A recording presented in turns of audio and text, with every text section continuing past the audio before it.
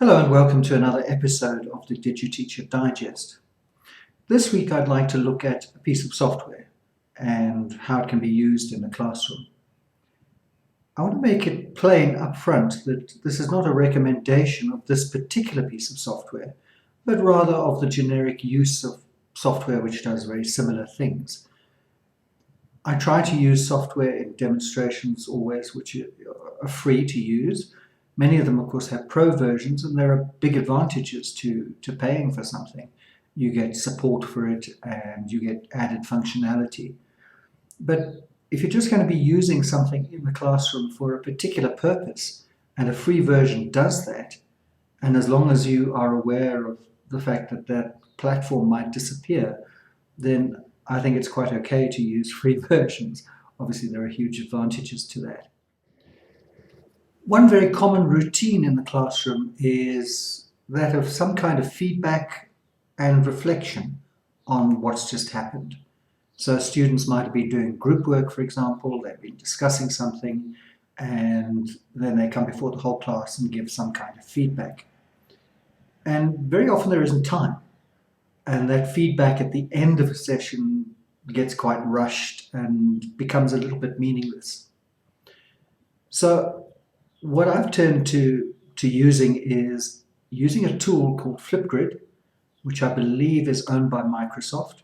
It's free to use. It integrates with Google Classroom and with Microsoft Teams, which is a huge advantage. And it allows students to capture a short video on their phone or on a laptop using the web camera and to give feedback. It also allows them to play something back and delete it if they've made a mistake or if they've gone off topic and so forth, which adds a little bit of an opportunity for reflection in what they're doing. Students will obviously want to get something near perfect before they submit it, and being allowed several iterations before they save the final version is a big advantage. So if they've been discussing something or doing a section of work, and then the group as a whole on one of their phones can record the feedback and post it, then the rest of the group for homework, for example, if you're kind of flipping the lesson, can view that feedback and it becomes grist to the mill when they come back into class. And it's something which doesn't have to be hurried or rushed through. No one's listening because it's close to the bell and they're already starting to pack up before the last group has begun their feedback, which often happens. This is something which can, I think, because it's something saved on the system where you can even watch it as a whole class. Watch each feedback at the beginning of the new session when you're a lot fresher, but the memory of what they've discussed hasn't faded. So there are huge advantages to allowing students to be able to record a short video and attach it to an assignment, a project, a topic, and for that feedback or that input given by students to then be used for further discussion. Cognitive scientist Evan Harnad has argued that there have been 4 cognitive revolutions in the history of humankind. So the first he describes as the development of language itself. And this is a language itself, oracy, is highly interactive. It's in real time. You can't unless you've recorded it somehow, you can't go back and think about your reply. You have to respond in real time, interacting with another person. So it's a highly interactive form of communication in which there's not a lot of time to think about your response. You can pause, you can say, let me think about it for a bit, but basically you have to respond within a few seconds or people will look at you oddly. The second cognitive revolution he describes as the development of writing. Writing represents a more permanent record, and when you are processing writing, either reading it or doing the writing, you have a lot more time for reflection. You can think about what you want to say next. You can pause for minutes, even hours, even days before finishing the sentence. Really have a good think about what you're writing. For Hana, the third cognitive revolution was not one of quality, but of quantity. And that was the development of the printing press, which made writing available to most people in a very ready form. And of course has really exploded in the world. You know, you can read just about anything, just about any moment of the day.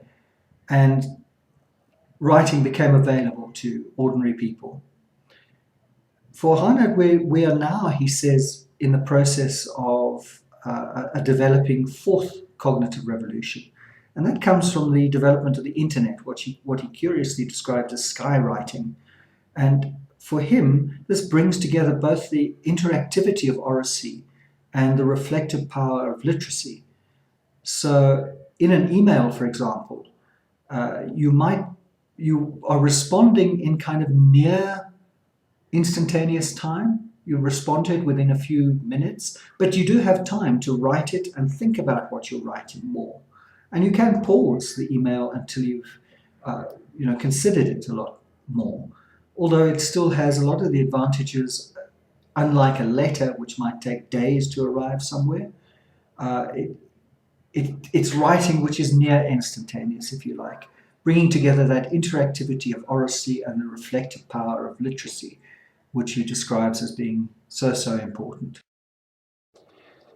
So obviously you could get students to do written reflection, but getting them to make a short video input, I think, is in many ways so much easier if your students have those tools available to them. And the ability to re-record if you've made a mistake, I think adds that little bit of reflective power with the oracy, with the immediacy of it, that Harnett is talking about, and allows us to harness the technology in very useful ways. So I'd like to think that getting students to make short video feedback is an affordance of the technology, something that the technology allows, which is not really available in previous technologies. So it represents something of transformative power of using technology within the classroom. And I think it's one of the examples of where new technologies, new digital technologies are really useful. So let me look at Flipgrid and how you set up a classroom and how the kinds of activities that you could do with it. So you head over to flipgrid.com and you can sign up for the first time. You can use a Google or Microsoft identity to do that, or you can log in. Students, when they're part of a class and when you publish a topic, get a join code for that. So they would type their join code in and join that way. So I'm just going to log in quickly and show you what the interface looks like. So it's loading Flipgrid, and any minute now, the worldwide wait. So I've gone into my account, and here are some classes. They're called groups. To add a new one, you go plus group. When you go into a class, I'm going to go into this one, for example, and there's nothing there because I don't want to reveal any student identities, pictures, or anything like that. But let's go now to a member view and see. So I've got a hello, I am. There are naught responses, so no delicate information will be revealed. And I'm going to click on member view to see what the student sees. And then any minute now, what they will see underneath here is all the contributions of other students. So they'll see all the videos along the bottom here. And when they're ready to add a presentation, there's a little button here, and they click that. So I'm going to click here, add a video to start the conversation. They would have a little plus button, and this is for brief introductions. You could use this for things like poetry slams. They record their poem, and then it can be viewed by everyone in the group. You can use it for group collaborations across the world. So different countries, different classrooms, and it gets around the problem of time zones quite neatly. One class can post a video, and then a few hours later, when the other class comes online, they can view those videos and give responses and so on. It's asking me to allow the camera and microphone, but I'm recording, so I can't do that. but you would then click to start a recording. It would record you using your phone camera or web camera. You can review it when you've finished. If you don't like it, you delete it. You can do it again and again and again until you're happy. You give it a name and you click publish, and then it becomes part of the contributions under that topic. So it's wonderfully versatile, very easy to use, especially because students can use their phones, and allows people to see other people's contributions however you want to use that. So using student videos in your classroom, I think, is a great opportunity and a great way of giving voice to students and allowing students to reflect on what it is that they're doing and give feedback. But I think another key affordance is the opportunity that it gives to the teacher for reflecting. So in the middle of a classroom, if you're listening to a student giving some feedback, you don't hear everything. Your mind wanders to the student who's misbehaving at the back and that kind of thing. And you lose track of what exactly the student's argument is. And it's more difficult to critique it.